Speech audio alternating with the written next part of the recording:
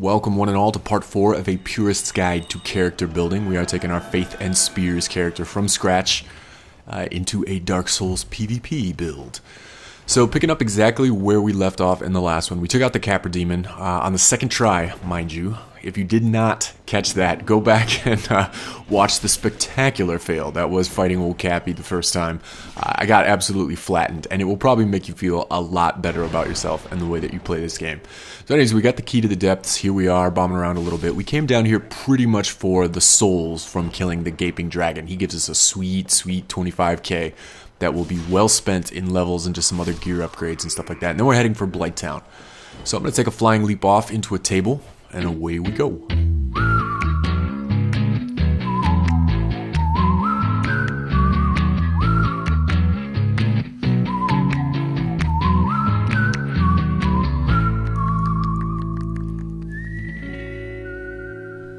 Solid gold. So I will talk about the depths. I think it's a fairly polarizing area of the game. Maybe it's not that polarizing. I think for the most part, people just hate the depths. But you know, it's the home of such spectacular treasures as the Large Ember and the Spider Shield, I guess. Ring of the Evil Eye is pretty cool, but not terribly useful in PvP. So we're 3 episodes deep at this point, and I wanted to take a quick opportunity before talking about the depths and do a reset. And I guess, I just learned this, the reset in broadcasting is sort of whenever they take a break, they come back and sort of reset the context, give you a little synopsis of what's been going on. And they're those really irritating breaks whenever it comes back from, like on the radio or something, whenever it comes back from a commercial and you get the irritating broadcaster, "This is Polly in the morning bringing you the best of today's hit music. It is 8:17 in the A," etc., etc., etc. So having told you how annoying it is, let me do exactly that. The whole idea behind this Purist's Guide to Character Building is to play the game from scratch. That is kind of one part Let's Play, one part efficiency run, or as efficient as enjoyable. The end goal being to take this build out into PvP. We're not using a mule, we're not using a save editor, we're just kind of enjoying the ride, and then we're going to go out there and fight some other players. That is what we're doing. That is sort of the endeavor we are embarking upon. So just in case this is the first episode of the series that anybody's catching, there's some other ones out there. There's a playlist out there. Check it out. You can witness the journey from the very beginning, from Firelink. Alright, let's press on with the depths. So I hate this place. But luckily, we're going to bypass a good chunk of it down in the lower depths, I guess, where all the basilisks are that can curse you and all that kind of jazz. And pretty much, I got a phone call there. Sorry, I had to do a little splice. And a lesson I learned in the last episode was do not take a phone call when you're playing. So I will point out, especially around that Large Ember, if you are putting together a traditional melee build that is going to scale with strength or dex, or strength and dex in the case of a quality build, you should probably make your way to the depths as quickly as possible to snag that Large Ember. That is a godsend. And then after this, you should probably go straight to New Londo and try and snag the very Large Ember and start upgrading your weapon. Never mind the fact that I'm having a lot of problems with these butchers, but upgrading your weapon, this is a great tip that I got from Tanner in the comments. He pointed this out, and it was something that I always kind of done, but give a shout out because it was a great tip. Upgrading your weapons quickly is much better than upgrading your scaling stats early on. So if you've got money and you've got shards, upgrade your weapons because your base damage goes up faster than your scaling damage. So it's nice to kind of max out your weapon or get it as high and far along as possible before you start upgrading your damage dealing stats. Those should be sort of the icing on the cake, I've found at least. And he pointed that out. Thanks, great tip. So snag that Ember. We are actually going to get our damage from the Divine Path. We are using our Partisan, rocking our Partisan. And so we're not going to utilize that Large Ember. I did pick it up just to have it in case I do want to take something to plus 15 down the way. Maybe I'll buff it. Maybe I'll do something goofy with it. But for the most part, we're going to be rocking this Partisan through the playthrough. It is our weapon of choice. Something I'm just kind of goofing around with. And we're going to go, straight Divine. So right now we've got 13 strength, 12 dex in order to use it. And that is all we are going to invest in strength and dex. The Large Ember not playing a big role in the development of this character. We make our little plunging attack on a rat. And actually, I don't know. I see a lot of people do that, but I also see a lot of people not do that. I don't know if it's terribly known that you can do a plunging attack on that rat if you take the little drop down behind the butcher. So I'm going to make a little splice here because I ran a little experiment. The first time I came down here, I had never fought the Gaping Dragon with the Channeler still alive. And so I thought, yeah, I'm pretty familiar with the Gaping Dragon. He's a pretty predictable, pretty easy boss. Once you kind of figure him out, there's not much to him. And so I thought, yeah, let's add a little difficulty. We'll take him on with that Channeler. Woo, that was rough going. I'm going to append that boss fight at the end because it was a tricky dick. So in the meantime, just to keep things moving, I spliced it in. Here I am coming to kill the Channeler. And I will say, kill the Channeler. It helps so much. Everything I just said about the Gaping Dragon being a fairly predictable boss and a fairly easy boss goes out the window if that Channeler is still alive. 1, buffing him, and 2, sniping at you from this balcony up here. I'll talk to that in the appendix and show you that boss fight the first time I tried him.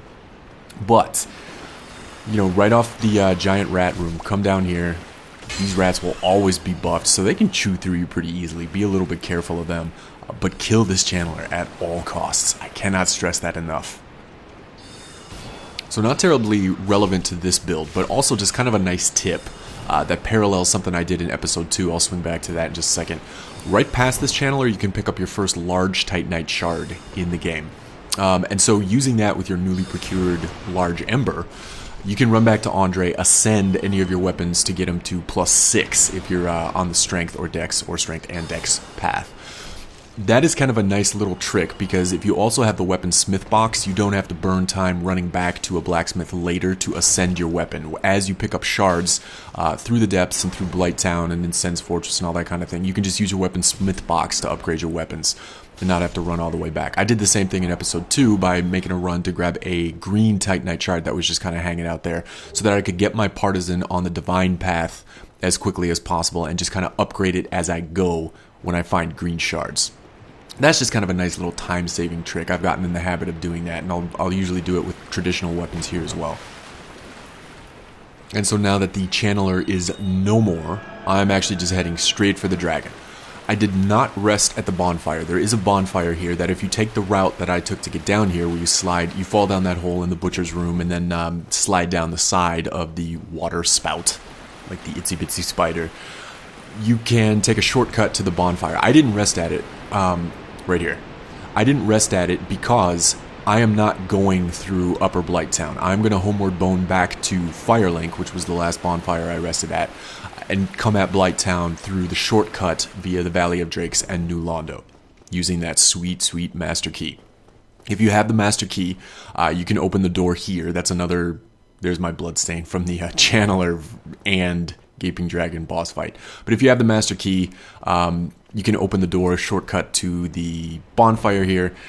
Otherwise, the cage key is in the same room as the giant rat, so it's pretty tough to miss. But that's a good route, and it lets you bypass a lot of the basilisks. Because that curse, man, is no joke.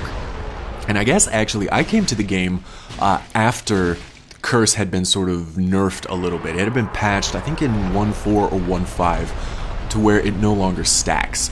Once upon a time, this is a little bit of a tangent, just some Dark Souls history that I did not get to experience but am aware of. Curses stack, and what curses do is they have your max HP. So as they stack, the first time you get cursed, you go down to 50% max HP. Second time, you're down to 25% max HP. After that, 12.5%, etc., etc., etc. So it was pretty possible in the early days of the game, I guess, to break your character or just get so stuck because you don't really have access to purging stones, you don't have access to the sealer in New Londo to break your curse. So you could be down here in the depths and just have 4 max HP and just be kind of stuck. Or, you know, just be a badass and fight your way through it. But in the early days of the game, man, I think there were a lot of players that got dead-ended down in the depths. If you experienced that once upon a time, let me know. Because I can't even imagine that. Like, being cursed to the point where, you know, you get one shot by chip damage. You have to have 100% block with your shield and all that kind of thing. So, let me know. That sounds rough. Anyways, we're taking on the Gaping Dragon. I am still kind of getting used to my partisan, so I'm kind of not utilizing it well. I keep trying to make these thrusting attacks, these unlocked thrusting attacks on his head, which is his vulnerable spot. Knock the crap out of that when he drops down. When otherwise, I've got these really great sweeping R2s that would make it a lot easier to hit him with and probably do some better damage. Basically, my approach for the Gaping Dragon is I wait for him to drop down, knock him senseless in his head, get a little bit of distance, and then he will just do his drop attack again, repeat, repeat, repeat. So this is kind of what I was talking about in terms of once he got his patterns figured out, he doesn't pose you that much of a threat. And like I said, he drops 25,000 souls. That is a good chunk of soul currency early on in the game. I've also found if you do want some help taking him out, the Depths Bonfire is kind of a hot spot for helpful phantoms for summoning wights and stuff like that. Do not bother summoning Solaire. Do not bother summoning Lautrec. Those guys are just goofballs against this Gaping Dragon, in my experience at least. I know there's a lot of people that defend old Solaire, but in this boss fight, man, he just, I don't know, he's not even really an effective meat shield. He just gets sat on once or twice when the Gaping Dragon flies up or drops down, and that is the end. It's probably 40 seconds in, and I usually get a Phantom Knight Solaire has been vanquished. You know, I'll also say I'm a little disappointed in my Divine Partisan thus far. I guess I'm doing okay damage to the Gaping Dragon, but you know, I should have called it out when I was fighting those channelers, because I was poking those guys two-hand thrusts for, I think it was like 39 or 40 damage or something like that, and I'm guessing the channelers are fairly resilient to magic because of their association with Seath and in the Duke's Archives and the Crystal Caves and all that kind of thing. And everything in that point of the game is highly resistant to magic.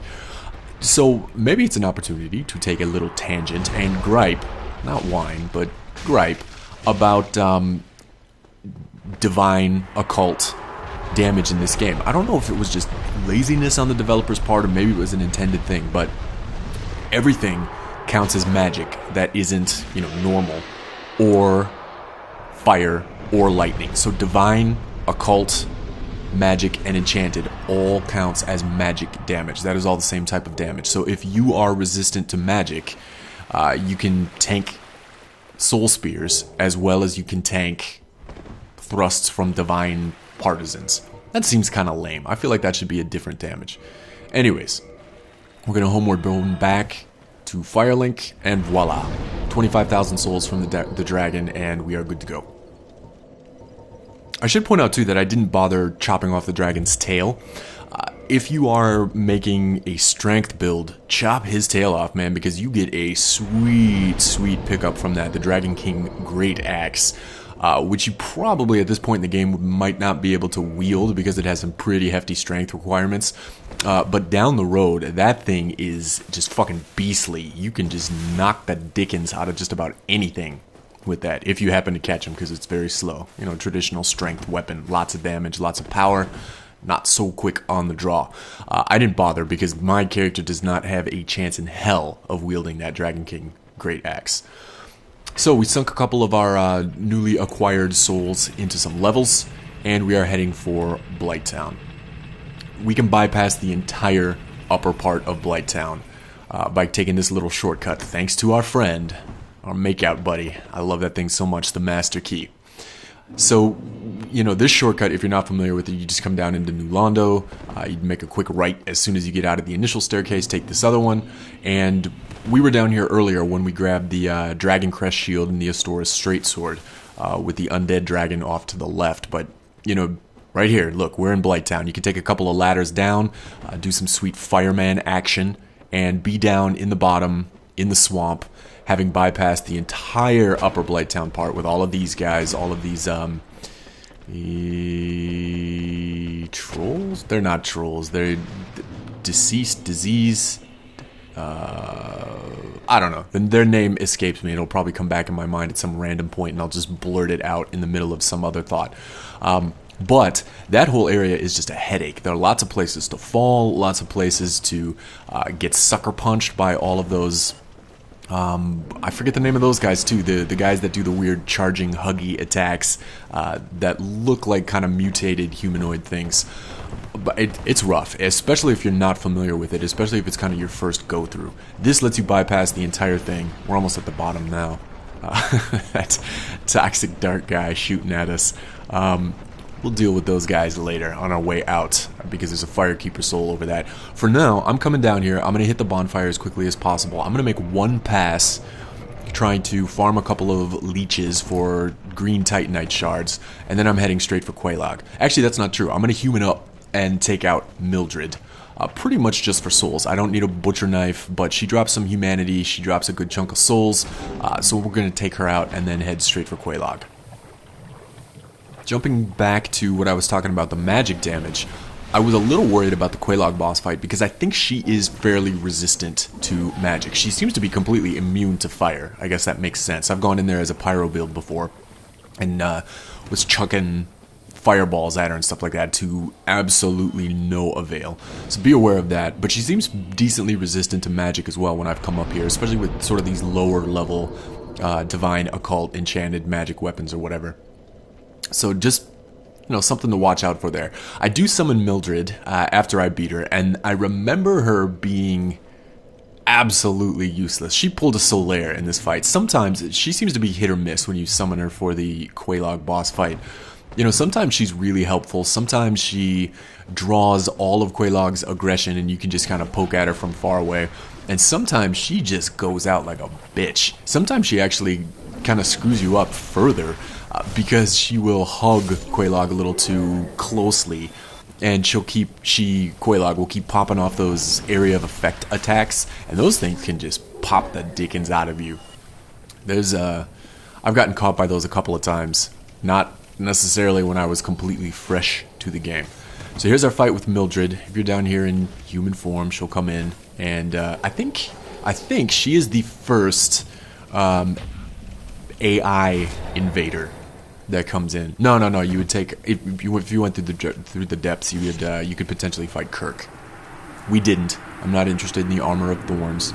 That's another thing I should point out that we skipped by bypassing the underbelly of the depths. You can get a Kirk invasion down there. You have to take him out 3 different locations if you want to pick up his armor set. So that's the end of Mildred. Not terribly threatening. So I am going to run through here just one time and make a quick pass, hoping some of these leeches drop green Titanite shards. When they do, they drop them 5 at a time, so that's a pretty nice little pickup, but it's a lot rarer than them dropping the large Titanite shards. Actually, they seem to drop whatever you don't want. I've noticed that. When you're down here farming these leeches, if you ever come down here and farm these things, and you're looking for large Titanite shards, you end up with 50 or 60 green Titanite shards. And when you come down here looking for green Titanite shards, you end up with 20 or 30 large Titanite shards. They seem to know what it is that you're looking for and say, no, I'm going to drop you the opposite. I don't know. I always kind of get a kick out of that. I should always come down. I should try and fake them out. I should come down here with the startings to test this of a magic build, when in actuality, I'm going to build just a traditional upgrade path build and see if they drop me more than usual large shards, because they're thinking, oh, he's got a magic weapon. I'm going to drop him just regular large shards. That's ridiculous. The game is not working against you like that. Those are just kind of those funny situations you build up in your mind. I have a lot of those throughout the game where it's like it knows what I'm trying to do, and it's just being a dick. It's just trying to work against me. Damn you, Dark Souls! Damn you! And I guess on the topic of farming, it of course is much easier if you have 10 humanity. 10 humanity is kind of where your item drop bonuses max out, and if you've already taken on Sen's Fortress, and you get the covetous gold serpent ring. If you really need to farm these guys, I would say just grab 10 humanity in your little soft meter up there, grab that covetous gold serpent ring and come down here and do it that way, because you will have a much better go with it. I don't know if these guys drop me anything on this pass. I can't remember exactly. But keep in mind, if you recall episode 3, where we were in the Undead Asylum, we made our little homecoming there, we took out those Black Knights. 2 of them, and they have a 100% drop rate on the red Titanite chunks. When I take out Quelaag and ring that second Bell of Awakening, Frampt is going to pop up, and we can feed him those chunks for green shards. So actually, I don't need to do a whole lot of farming, because I did do a little bit of planning up front, take out those guys, and I'll be able to utilize some of that stuff. I don't think I end up, this is spoiler alert for future episodes, I don't think I end up coming back here and farming these guys at all because once I go back to Firelink Shrine, I talk to Laurentius, the Pyromancer. He gives me his glove, and then I go trade that with Snuggly for another red chunk. And so between feeding him these 3 chunks, I have 9 green Titanite shards. That gives me enough to fully upgrade my Partisan to +5 on the Divine Path. So, you know, just something to keep in mind there too. I talked about that on the last one. I talked about that on... actually, I think I talked about that on all of them. Because there is an efficiency in this run, or at least a attempt at efficiency in this run, we did a little bit of planning. We don't necessarily have to do as much farming as we normally would. I hate trying to farm these leeches with like pokey weapons because the tracking is always so weird. They sit so low to the ground. You always swing over their heads. I hate trying to get them with like the maces and blunt weapons too, clubs and stuff like that. The tracking on these particular slugs seems pretty bizarre. Anyways, this is the route I usually take to farm those guys. They drop me a big fat nothing. So I'm gonna go back, hit the bonfire, and then we will just go take out the Chaos Witch. If we want it, there's a Falchion sitting up these ramps, just a little bit up the way. There's a toxic guy up there, so watch out for him if you want to go pick up a 2-hand R1 spamming beast and go grab that Falchion. We don't need it with this character, so I'm just gonna kind of let it go. What else do you... Okay, so we skipped the whole Upper Blighttown. What else do you get up there? You get Niaito, which is a pretty badass katana, and just a cool katana. Iaido as an art, as a martial art, is pretty awesome. The art of drawing your sword and cutting at the same time. That's pretty cool. And Iaido has a pretty slick R2 that has that kind of action, and that's pretty cool. That's very anime. That's very old school ninja. So that's up there. We don't need that. There's a whip up there. We don't need that. There's some pyromancies up there. You do get power within up there when you take out that weird inexplicable wall hugger thing. We don't need that. We're not going to use pyro. And I just said I'm going to trade my pyro glove to Snuggly for a chunk. So we don't need that. Shadow set, nah.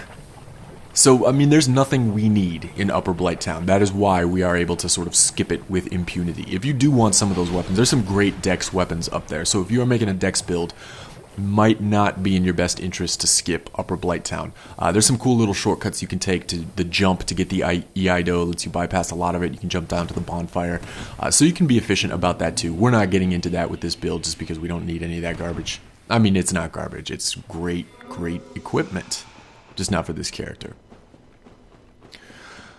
I poke these guys every now and again just to, I don't know, just to be an ass about it. But I never stick around and fight the little maggots that come out.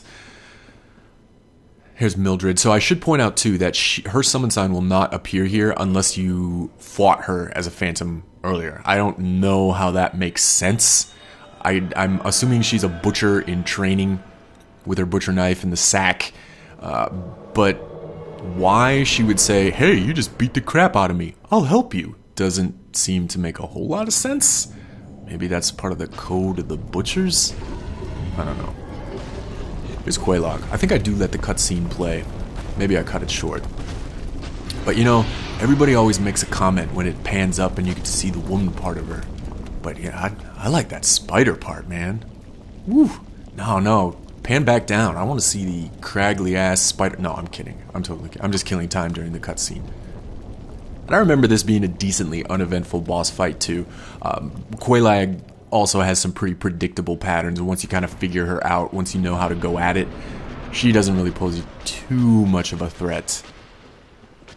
She can catch you with some sucker punches every now and again, but for the oh my god, 50 damage for a poke.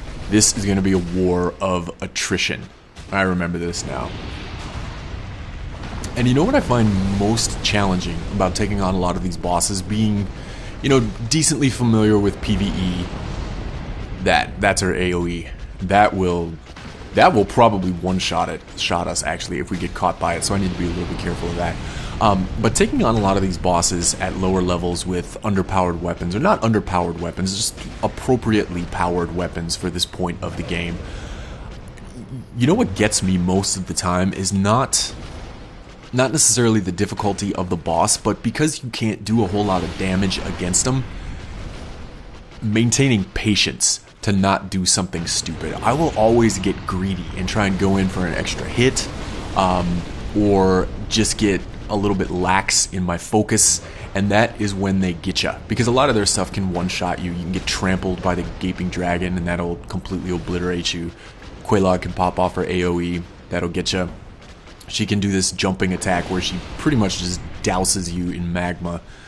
No, it's lava because it's in contact with the surface. But yeah, that patience wearing out is the biggest danger of fighting a lot of these bosses. There goes Mildred. Thanks for the help. Look at that life bar on Quelaag. But anyways, yeah, maintaining that patience is the biggest danger in a lot of these things. Because, you know their patterns, but doing a 5-minute boss fight where you're just kind of doing the same thing over and over, it kind of wears on you. And so you start looking for opportunities to get a little bit clever, maybe get a little bit stupid, and bites you in the ass. Talking strategies, I usually try to stay at medium-ish range to Quelaag, because this attack right here, where she does those 3 successive swings, they're pretty easy to get the timing on and dodge, and then when she will almost always try and jump away afterwards, at which point if you hit her during her jump away animation, that is an attack of opportunity. She will also, from this range, do a lot of these just sort of spewing attacks, where if you need to back off and heal, it's a great time to do it. You can circle around to the side of her and get some free pokes while the spider portion is spitting out that lava. So, I mean, if you do that, ain't a whole lot to her. So I think I'm going to actually speed up the rest of this boss fight, maybe at 2x speed. So it's still watchable. It's not like we're trying to completely blaze through it, but it's maybe a little quicker than we're doing here, because it's just a whole lot of the same. Dodging those swipes, poking at her from the side, healing when we need to if we do get goofy or stupid or something like that. So here we go. Faster pace. And I've got the in-game volume turned down a little low so you can hear the commentary over the top of it. But I always kind of giggle when I speed up clips like this too, and there's still audio attached to it, because everything just gets higher pitched just because of the speed up. So everything takes on a very Alvin and the Chipmunks quality to it. I always find that a little bit charming. Stepping in the lava, not so charming. But when we finally take out Quelaag, like I said, we will ring that second bell of awakening. That will wake up King Seeker Frant. We'll talk to him when he actually does make an appearance. And I will say, I am going to keep him around to feed chunks, feed items, and all that kind of thing.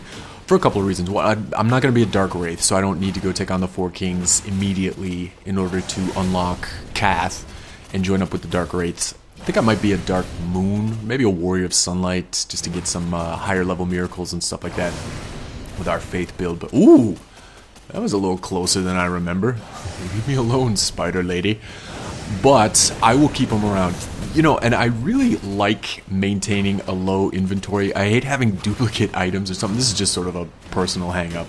I hate having, 8 hollow soldier waist cloths, so I will always feed a lot of those to Frant just for, pennies worth of souls. It doesn't give you a whole lot, either like 50 or 100 or something like that. But just to maintain, I hate having an absolutely endless, bottomless box. That's just sort of a weird neurosis.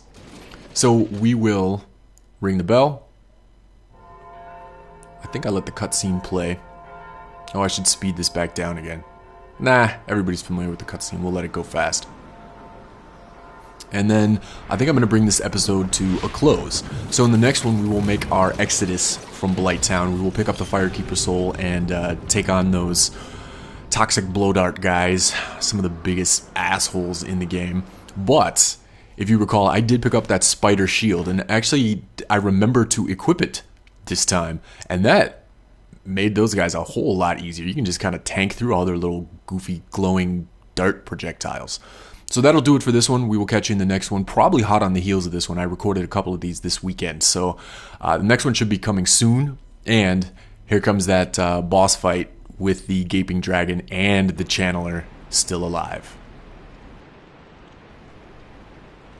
I'm just kind of standing there for a second, trying to form a plan in my head, because I'd never faced this situation before with the dragon and the Channeler. So it's sort of like, okay, here's what I'm going to do. So now, I've got a couple of things that leave me fairly sour about this fight. So apparently the channeler has not seen me yet, and it's kind of like, oh, this isn't too bad. But now he starts raining those bolts on you, those soul arrows on you.